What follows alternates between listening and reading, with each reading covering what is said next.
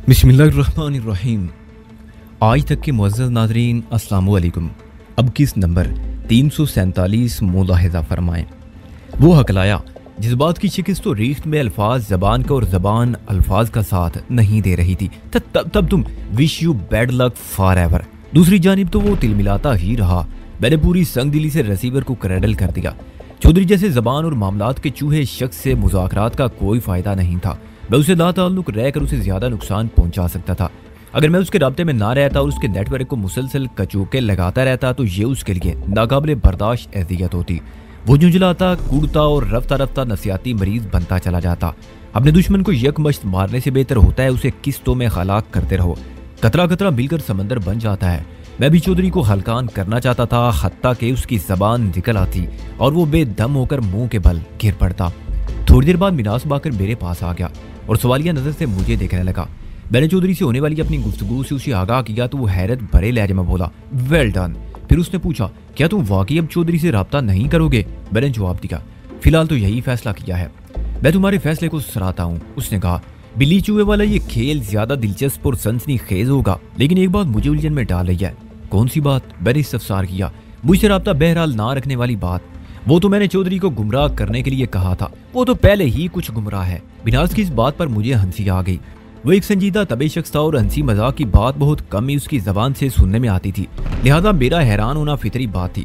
मैंने उस तबसरे पर महफूज होते हुए मिनास बाकर से पूछा, आपने क्या बंदोबस्त किया है फैसल के सिलसिले में?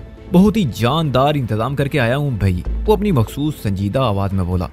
हम चौधरी लमंडे को ऐसी जगह शिफ्ट करेंगे जिधर बोले भटके से भी दुश्मनों का ध्यान नहीं जा सकता।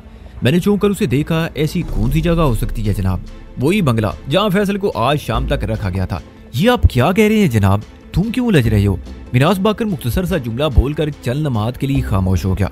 उसने बिल्कुल दुरुस्त कहा था। बंगले वाली बात पर मैं वाकई उलझ कर रह गया था। वो बात ही ऐसी थी। कुछ पूछने की बजाय मैं सवालिया नजर से उसे देखने लगा तो वो वजाहत करते हुए बोला, मैंने भी बख्तियार कामिल से बात की है। उसने मुझे रिपोर्ट दी है कि पुलिस ने इस नामुकम्मल बंगले पर पहुंचकर कार्रवाई मुकम्मल कर ली है। तुम्हारे बयान के मुताबिक वहाँ 3 लाशें, 2 जख्मी और एक शख्स बेहोश पड़ा था, लेकिन पुलिस ने वहाँ से 5 लाशें बरामद की हैं। बेहोश शख्स वहाँ कहीं नहीं पाया गया। इस तरह बंगले के बाहर भी अकब में वो रेंज रोवर दिखाई नहीं थी, सिर्फ वहाँ GTO 125 खड़ी मिली है। और मैंने मिनास की बात काटते हुए हिजानी लहजे में कहा, इसका मतलब है बेहोश शख्स को खिलाफित्व को कबल अज़ वक्त होश आ गया था और वो बासनुमा दराज कामत अपने 2 शदीद जख्मियों को शूट करने के बाद रेंज रोवर में वहाँ से फरार हो गया है। एग्जैक्टली, मिनास बाकर ने कहा, यही बात करीन क्यास है। मैंने कहा, जनाब ये तो गड़बड़ होगी। अगर वो दराज कामत बेहोश शख्स पुलिस के हत्थे चढ़ जाता है तो हमारी पोजीशन ज्यादा साफ रहती। अब पता नहीं पुलिस वाले उन 5 लाशों से क्या मतलब अखज़ करेंगे। हमारी पोजीशन इस सूरत में भी बहुत साफ है, वो पूरे एतमाद लहजे में बोला। मैंने बख्तियार कामिल से रिपोर्ट लेने के बाद मुतलका थाने भी फोन कर दिया है। इस मामले की तफ्तीश करने वाले पुलिस ऑफिसर से मेरी बात हो चुकी है। उसका कहना है 2 मुखालिफ मुजरिमाना गिरोह उस बंगले में टकराए हैं। हम किसी भी तौर इस मामले में मुलव्वस नहीं समझे जा रहे। बेहोश शख्स के गायब होने से इसलिए भी फर्क नहीं पड़ता कि वहाँ की दीवारें और छत हमारी गैर मुतलकी की गवाही दे रही हैं। उन मुकामात पर फायरिंग ने अपने अनमिट सबूत छोड़े हैं, इसलिए फिक्र की कोई बात नहीं। ओह, मैंने एक मुतमईन सांस खारिज की। ये बहुत अच्छा हुआ। फिर मैंने पूछा, क्या पुलिस ने अपनी कार्रवाई मुकम्मल करने के बाद बंगला हमारे तसर्रुफ में दे दिया है? उनका तो लंबा चौड़ा प्रोग्राम था, मिनास बाकर ने बताया, लेकिन मैंने अपने ताल्लुकात और साफ्ती हवाला इस्तेमाल किया। वो लोग कल फाइनल विजिट करेंगे। मेरे ख्याल है दोपहर के बाद हमें उस बंगले को अपनी मर्जी से इस्तेमाल करने की इजाज़त मिल जाएगी। इसका मतलब है कल शाम तक की फैसल को वहाँ शिफ्ट किया जा सकता है। उसने इस बात में सारी लाया और बोला, लेकिन इस मरतबा वहाँ ज्यादा रश नहीं लगाया जाएगा। फैसल के लिए कोई एक निगरान काफी होगा। तुम जल्द से जल्द उसके बारे में कोई हतमी फैसला कर लो। बहरहाल इसे ज्यादा अरसे के लिए इस कैदो बंद में नहीं रखा जा सकता। वो तुम्हारा शिकार है, उसके मुस्तकबिल का फैसला भी तुम ही करोगे। ठीक है, मैंने मानी खेद अंदाज में कहा, मैं 2-4 रोज में उसकी किस्मत का फैसला कर लूंगा। जरा मैं JD मलिक और गुलाम चेलानी की खैरो आफियत जान लूं। जितनी जल्द मुमकिन हो सके फैसल वाले मामले को निपटा लो। मिनास ने कहा, तुम्हारे सर करने के लिए अभी बहुत सी पहाड़ियां बाकी हैं। फैसल के बारे में कोई हतमी फैसला करने के लिए ताज़ा तरीन सूरत से आगाही जरूरी है। मैंने कहा, चौधरी नवाजिश ने मुझे जितना बड़ा धोखा दिया है उसका एक खतरनाक पस मंजर जरूर है। मैं उस पस मंजर को जानना चाहता हूँ। अगर साहिल को मेरे हवाले किए बगैर फैसल को मुझसे छीनने की कोशिश की गई है तो इसका यही मतलब है उन्होंने बहुत कुछ सोच रखा है, बहुत कुछ तय कर रखा है। तुम बिल्कुल ठीक कह रहे हो। वो इस बात में गर्दन हिलाते हुए बोला, चौधरी नवाजिश हो या शुएब होरी, इन लोगों का नेटवर्क बहुत फाल है। इस नेटवर्क के करता धरता लोगों से कुछ बाइद नहीं। मैंने एक फौरी ख्याल के तहत कहा, मिनाज साहब, आपके दफ्तरी इस्तेमाल वाली ग्रीन खाईरूफ शाम वाले मार्के में बड़ी सरगर्म रही है। मैं आपको बता चुका हूँ कि इस वाक़े में थोड़े वक्फे के लिए एक पुलिस मोबाइल भी शामिल रही है। मुमकिन है हमारी खाईरूफ का नंबर वगैरह पुलिस के रिकॉर्ड में आ चुका हो, लिहाजा कुछ अरसे के लिए उस गाड़ी को मंजरी आम पर नहीं आना चाहिए। मुझे खदशा है कहीं पुलिस वाले बंगले पर होने वाली चांद मारी को उस काले चीजिंग से नथी कर दें। मैं एक लम्हे को मुतवक्किफ हुआ, फिर बात जारी रखते हुए कहा, अगर ऐसा हुआ तो ग्रीन खाईरूफ हमारे लिए मुश्किलात खड़ी कर सकती है। तुम्हारी बात में वजन है, लेकिन ये भी तो सोचो कि अगर वाकई हमारी गाड़ी का नंबर नोट कर लिया गया है तो उस नंबर के जरिए भी हमारा सुराग लगाया जा सकता है। बहरहाल वो चंद में सोचने के बाद बोला, मैं चंद रोज के लिए ग्रीन खाईरूफ को मंदिर से हटा दूंगा। वैसे भी उसमें खासी टूट फूट हो चुकी है, उसे भरपूर आराम और मायराना मुरम्मत की जरूरत है। और उसके साथ ही वो गहरी नजर से मुझे देखते हुए बोला, मैं सोहेल को कुछ अरसे के लिए छुट्टी दे देता हूँ ताकि तुम उसके रूप में आजादाना घूम फिर सको। उसने पिछले दिनों मुझसे छुट्टी के लिए कहा भी था। फिर मिनास बाकर ने बताया कि सोहेल का ताल्लुक फैसलाबाद से था, उसके वालिदैन वहाँ रहते थे, अलबत्ता फैमिली के बहुत से लोग कराची में भी सेटल थे।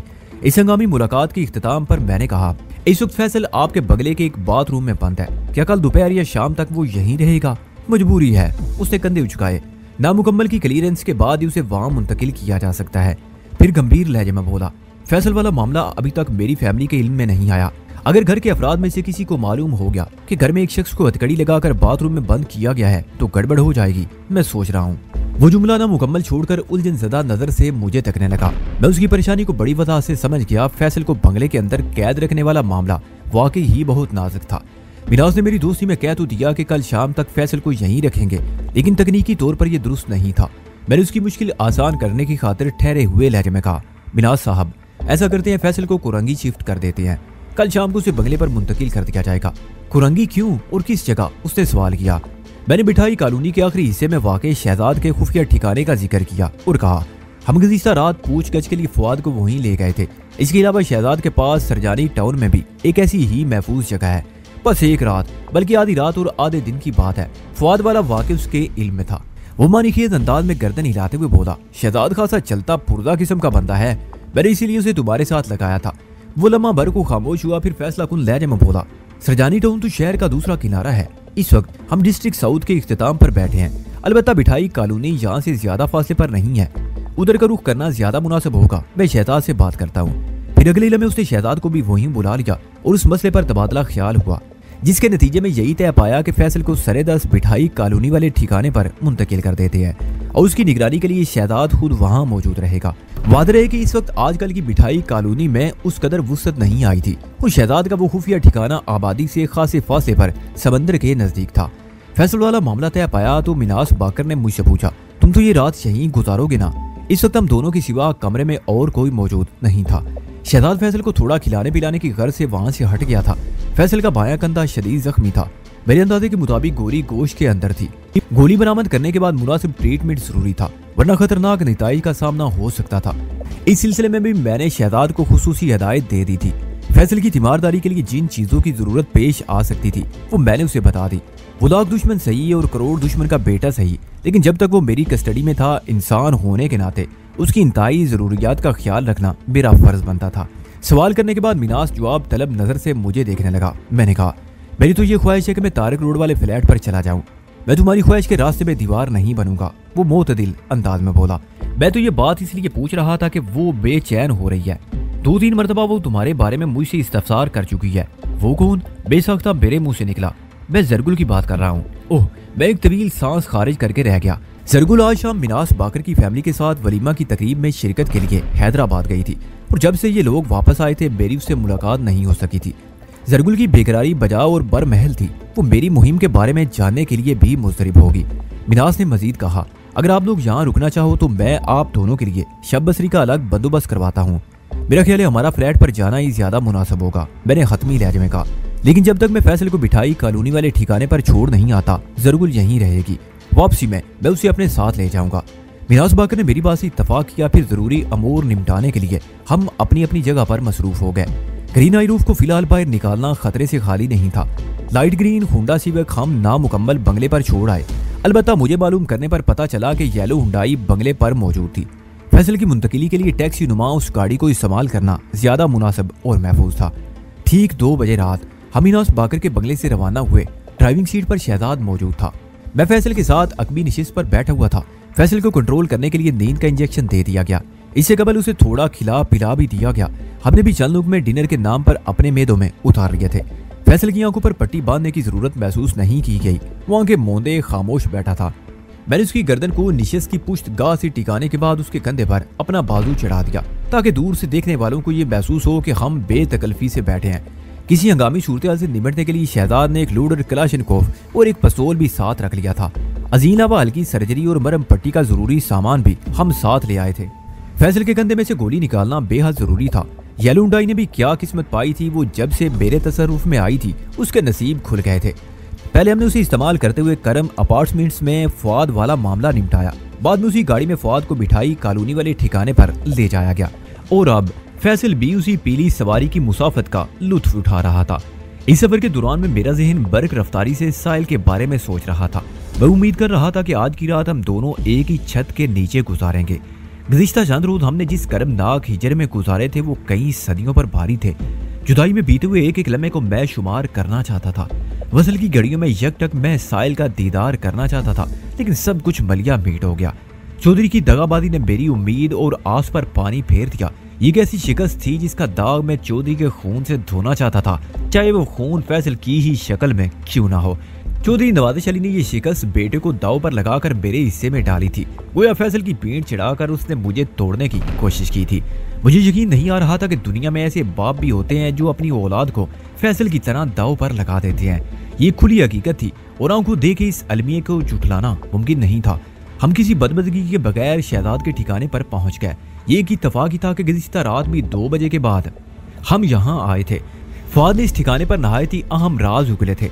इसके बाद सिराजुद्दीन और गुलाम जिलानी का ताल्लुक मेरे लिए बहुत मालूमात अफजा था। फिर शाज़लीन भी एक दिलचस्प और सनसनी खेज किरदार साबित होने वाली थी। 120 गज के रकबे पर मुश्तमिल शहजाद के इस ठिकाने पर सिर्फ एक ही कमरा बना हुआ था, जिसमें एक सिंगल बेड, कुर्सियां और एक मेज रखी हुई थी। बेड के नीचे एक पुराना सा जस्ती संदूक भी मौजूद था। इस संदूक को देखकर मैंने अंदाजा कायम किया कि इसके अंदर टार्चर का सामान होगा। गुज़िश्ता रात इस संदूक को खोलने की नौबत नहीं आई थी, मगर आज से पहले शहजाद ने इसी संदूक को खोला। संदूक किसी पिंडोरा बाग से कम नहीं था। शहजाद ने उसके अंदर से एक तवील आहनी जंजीर बरामद की और फैसल पर मुख्तलिफ आहनी पाबंदियां आयद करने के लिए मुख्तलिफ कार्रवाइयों में मसरूफ हो गया। इस खुफिया ठिकाने पर पहुंचते ही हमने फैसल को बेड पर लिटा दिया। वो नीम बेहोश था। चंद लम्हात के बाद फैसल को आहनी बंदिशों से आरास्ता करने के बाद उस बेड तक महदूद कर दिया गया। फिर मैं उसके जख्मी कंधे का बागौर जायजा लेने लगा। फर्स्ट एड और माइनर सर्जरी का सामान हम बंगले से अपने साथ लाए थे। इस बात की तस्दीक होने के बाद कि गोली फैसल के जिस्म में मौजूद है, शहजाद की तशवीश में बेपनाह इजाफा हो गया। वैदान गोली निकालने से पहले इसे नींद का एक और इंजेक्शन ना दे दे। वो फैसल के चेहरे को देखते हुए बोला, सर्जरी के दौरान में इसे बेपनाह तकलीफ होगी। इसकी नींद टूट जाना लाजमी है। फिर ये जिस तरह टकराएगा वो हमारे लिए खतरनाक भी साबित हो सकता है। मैंने फर्स्ट एड किट खोलकर उसके अंदर निगाह दौड़ाई, फिर मुतमईन अंदाज में गर्दन हिलाते हुए कहा, मजीद किसी इंजेक्शन की जरूरत नहीं है। इसे बहुत ज्यादा गहरी नींद में भी पहुंचाना खतरनाक होगा। इसकी तकलीफ का बंदोबस्त मैं लोकल से कर लूंगा। लोकल? शहजाद ने उलझन ज़दा नजर से मुझे देखा। मैंने कहा, लगता है मेडिकल के बारे में तुम्हारी मालूमात ज्यादा नहीं है। फिर मैंने उसे ज़ाइलोकेन इंजेक्शन दिखाते हुए कहा, इस शीशी में गोश्त को सुन करने की दवा है। मैं फैसल के कंधे के मुतासरा हिस्से को इस इंजेक्शन की मदद से सुन कर दूंगा, यानी लोकल कर दूंगा। फिर सर्जरी के दौरान इसे तकलीफ का एहसास नहीं होगा। ओह, उसने एक मुतासफाना सांस खारिज की। तुम तो एक मुस्तनद डॉक्टर की तरह मुझे इस अमल के बारे में बता रहे हो। क्या तुम मेडिकल के स्टूडेंट भी रह चुके हो? बाकायदा नहीं बल्कि बेकायदा। क्या मतलब? वो चौंका। मैं इस गुफ्तगू के दौरान में अपना काम भी जारी रखे हुए था। शहजाद के सवाल का जवाब देते हुए मैंने बाकायदा किसी मेडिकल इंस्टीट्यूट से ये तालीम हासिल नहीं की, लेकिन मेरे हल्का अहबाब में हमेशा कोई ना कोई डॉक्टर जरूर रहा है। उन लोगों की सोबत ने मुझे बहुत कुछ सीखने और समझने का मौका दिया है। उसने अचानक पूछा, इन दिनों तुम किस डॉक्टर से वाबस्ता हो? डॉक्टर सद्दफ। बेसाख्ता मेरे मुंह से निकल गया। वह हैरत से मेरी तरफ देखते हुए बोला, सद्दफ? मैंने तो इस नाम की कोई लड़की तुम्हारे आसपास नहीं देखी। मैंने उसे सद्दफ के बारे में कुछ तफसील बताई, फिर फैसल की जानिब इशारा करते हुए कहा, यह शख्स सद्दफ ही की मेहरबानी से मेरे हत्थे चढ़ा है। उसके बाद मैंने शहजाद को सद्दफ के अस्करी फन के बारे में भी बता दिया। वो हैरत और दिलचस्पी से मेरी बात सुनता रहा, फिर जोशीले लहजे में बोला, मेरे अंदर सद्दफ से मिलने का इश्तियाक पैदा हो गया है। इंसान के अंदर किसी शय का शौक पैदा हो जाए तो फिर वो जल्द या बदेर अपने मकसद को हासिल भी कर लेता है। मैंने अपने हाथों को मसरूफ रखते हुए कहा, इंशाअल्लाह बहुत जल्द तुम सद्दफ से मुलाकात करोगे। ये बात मैंने बेरिहानी में ऐसे कह दी थी, मैं नहीं जानता था मुस्तकबिल में सद्दफ से कब और कहाँ मिलूंगा। सदफ के जिक्र ने मेरे ज़हन में उसके ख्याल को उजागर कर दिया। वो ऐसी लड़की नहीं थी जो किसी झोंके की तरह आए और गुजर जाए। वो बड़ी जागज़ी और तासर अंगेज शख्सियत की मालिक थी। ज़हन में उसका तसव्वुर रोशन हुआ तो फिर उसकी बातें और गातें याद आने लगी। अगर वो इस मौके पर यहाँ मौजूद होती तो मुझे किसी बाहर सर्जन की तरह काम करते देखकर हैरत ज़दा रह जाती। फिर मेरे लिए जवाबदेही मुश्किल हो जाती कि मैंने ये फ़न कहाँ से हासिल किया है। कोई शहजाद की तरह आसानी से मुतमईन ना होती। उसकी तसल्ली के लिए मुझे खासी करतबबाजी का मुजाहरा करना पड़ता। जिम्नास्टिक की करतबबाजियों ने उसके दिमाग को उल्टा सीधा कर दिया था। उसे कायल करते हुए ज़हन की चूलें हिल जाती थी। 20 मिनट की हसास कोशिश के बाद मैंने फैसल के जख्मी कंधे की सर्जरी कर डाली। अंदर धंसी गोली को मैंने बड़ी एहतियात से बाहर निकाला। इब्तदाई मुआयने से मुझे अंदाजा हो गया जोड़ की हड्डी को ज्यादा नुकसान नहीं पहुंचा था। जख्म को अच्छी तरह साफ करने के बाद मैंने स्टिच लगाए और ड्रेसिंग कर दी। इस काम से फारिग होकर मैंने फैसल को एक पेन किलर इंजेक्शन भी दे दिया ताकि होश में आने के बाद वो बहुत ज्यादा तकलीफ महसूस ना करे। अब मैं चलूंगा शहजाद। मैं उठकर खड़ा हो गया। तुम बेफिक्र हो जाओ, मैं इसे संभालूंगा, उसने पूरे एतमाद लहजे में कहा। कल दोपहर से पहले इस तरफ चक्कर लगा लेना। यहाँ फोन की सहूलत मैसर नहीं और मैं फैसल को तनाज छोड़कर बाहर से कॉल करने का रिस्क नहीं ले सकता। मैं येलो हुंडई अपने साथ लेकर जा रहा हूँ। कल सुबह तुमसे मुलाकात होगी। इस ठिकाने के बारे में हम दोनों के सिवा और कोई नहीं जानता, लिहाजा मुझे ही तुम्हारे पास आना होगा। ये रात तुम जैसे तैसे इस मरीज के साथ यहाँ गुजार लो। वो मुझे गाड़ी तक छोड़ने आया। मैंने लोडेड कलाशिनकोव उसके हवाले कर दी और कहा, मुझसे ज्यादा तुम्हें इसकी जरूरत पड़ेगी। उसे ज़ेरे लब मुस्कुराते हुए बड़ी गर्मजोशी से मुसाफा किया। फिर मैं उस ठिकाने से रुखसत हो गया। शहजाद कुछ दिनों से मेरे तजरीबे में था और मैंने उसे काबिल भरोसा पाया था, लिहाजा फैसल के सिलसिले में उस पर एतमाद करना कबात अमेज नहीं था। लगभग 3 बजे मैं मिनास बाकर के बंगले पर पहुंच गया। उसके सिवा घर के बाकी अफराद सो चुके थे। मैंने उसे फैसल के ताज़ा तरीन हालात के बारे में तफसीलन आगाह किया तो वो मुझे एक अलग थलग कमरे में ले आया और बोला, तुम्हारी साथी बेचैनी से तुम्हारा इंतजार कर रही है। वो मुझसे तुम्हारे बारे में कई मर्तबा पूछ चुकी है। कहो तो उसे यहाँ बुला लूं, तुम्हें देखकर उसकी तसल्ली हो जाएगी। मैंने कहा, क्या आपने जरगुल को मेरे बदले हुए हुलिये के बारे में बता दिया है? ओह, वो चौंका। इस तरफ तो मेरा ध्यान नहीं गया था। तुम तो इस वक्त सोहेल के मेकअप में हो। वो तुम्हें देखकर हैरान रह जाएगी। क्या तुम मेकअप साफ करने के बाद उसके सामने आना चाहते हो? मैंने नफी में गर्दन हिलाई और कहा, मैं फिलहाल हुलिया तब्दील करने का कोई इरादा नहीं रखता। इस मेकअप में मैं रहते हुए मुझे मूव करने में ज्यादा मजा आएगा। आप और सोहेल के सिवा कोई और इस राज से वाकिफ नहीं कि सोहेल के बैरूब में वैदान छुपा बैठा है या फिर फैसल पर यह राज अयां हो चुका है। वो जब तक हमारी कस्टडी में है फिक्र की कोई बात नहीं, बाद में देखी जाएगी। अभी तो मैंने आपके मेकअप मास्टर नसीम जोर से भी बहुत कुछ सीखना है। मैं एक लम्हे को मुतवक्किफ हुआ, फिर बात को आगे बढ़ाते हुए कहा, आप जरगुल को यहाँ ले आए, देखते हैं वो क्या रद्द अमल जाहिर करती है। चंद लम्हात के बाद जरगुल मेरी नजर के सामने आ गई। मिनास उसे मुझसे मिलवाने का कहकर लाया होगा, जब भी वो उलझन ददा अंदाज में कभी मुझे और कभी मिनास बाकर को तक रही थी। मैंने उसके इस्तेजाब को खत्म करने की खातिर कहा, बैठ जाओ जरगुल, ये मैं ही हूँ फैदान। आवाज की मानूसियत से उसका चेहरा खिल उठा। तैयर अमेज आवाज में उसने कहा, ये तुमने अपने हुरिये के साथ क्या किया है? जो भी किया है कैसा है? मैंने इस्तफसार किया। तफसील तुम्हें बाद में बताऊंगा। वंडरफुल, उसने मेरे सवाल के जवाब में कहा, अगर तुम आवाज बदल कर बोलते तो यकीन जानो मैं तुम्हें पहचान ना पाती। मैंने ठहरे हुए लहजे में कहा, दुश्मनों को धोखा देने के लिए ऐसे हरबे आजमाना पड़ते हैं। अब मैं दूसरों के लिए सोहेल हूँ मगर अपनों के लिए वैदान ही हूँ। तुम इस फर्क को जहन में नक्श कर लो।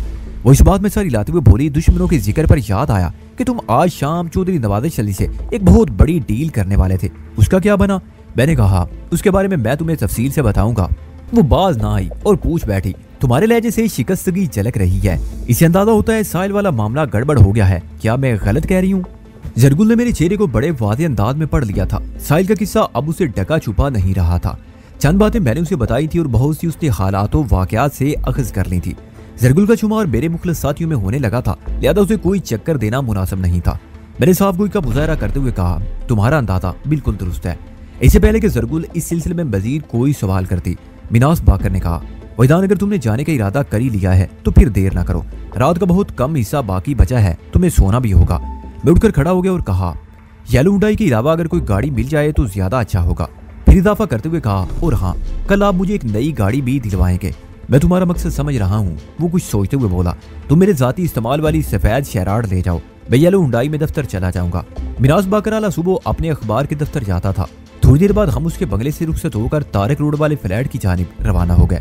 रास्ते पर जरगुल मुझे वलीमे की तकरीब के बारे में बताती रही। वो अभी तक पार्टी ड्रेस ही में थी और हल्की फुल्की ज्वेलरी के साथ वो किसी और ही देश की मखलूक नजर आ रही थी। उसके हुस्न और जवानी में कोई कलाम नहीं था, सलीके के बना उस श्रृंगार ने सोने पर सुहागे का काम किया था। सही मानों में उस पर नजर नहीं टिक रही थी।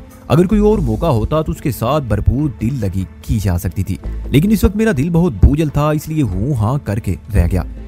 उसने जल्दी मेरी कैफियत को भांप लिया और मादरत ख्वाना लहजे में बोली, सॉरी फैतान, मैं पता नहीं कहां कहां का जिक्र ले बैठी, मुझे तुम्हारा ख्याल करना चाहिए था। आखिरी जुमला उसने बड़ी मुहब्बत और खुलूस से अदा किया था। मैं खामोश रहा तो वो शाम वाले वाक़े के बारे में खुरीदने लगी। मैंने नहायत ही मुख्तसर और मोहतात अल्फाज में उसे वो रुदात सुना दी। ये हकीकत जानने के बाद वो खासी अफसुर्दा होगी। बाकी का सफर खामोशी में तय हुआ। मैं कुछ बोला और ना ही जरगुल ने कोई बात की।